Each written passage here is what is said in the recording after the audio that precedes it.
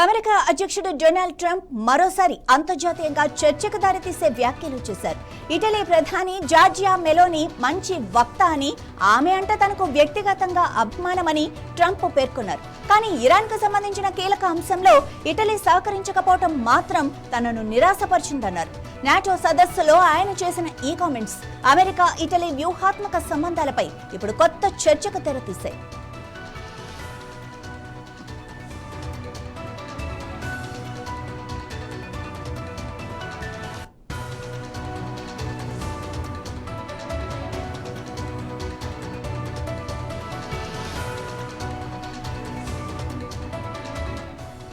తుర్కీ రాజధాని అంకారాలో జరుగుతున్న నాటో శిఖరాగ్ర సమావేశం సందర్భంగా విలేకరుల ప్రశ్నకు ట్రంప్ స్పందించారు.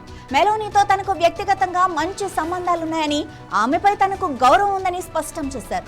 అయితే అంతర్జాతీయ భద్రతకు సంబంధించిన కొన్ని కీలక అంశాల్లో ఇటలీ నిర్ణయాలు అమెరికా ఆశించిన విధంగా లేవన్నారు. ముఖ్యంగా హార్ముజ్ జలసంధి భద్రతకు సంబంధించి అమెరికా వ్యూహానికి ఇటలీ పూర్తి స్థాయిలో మద్దతు ఇవ్వలేదని ట్రంప్ తెలిపారు.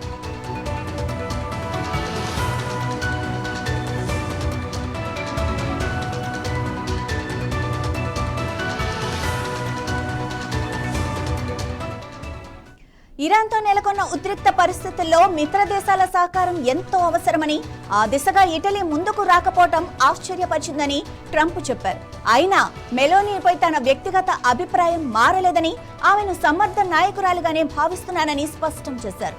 హార్ముజ్ జలసంధి ప్రపంచ చమురు సరఫరాలో అత్యంత కీలకమైన మార్గం. ఈ ప్రాంతంలో ఉద్రిక్తతలు ప్రపంచ ఇంధన మార్కెట్లపై ప్రభావం చూపే ప్రమాదం ఉంది.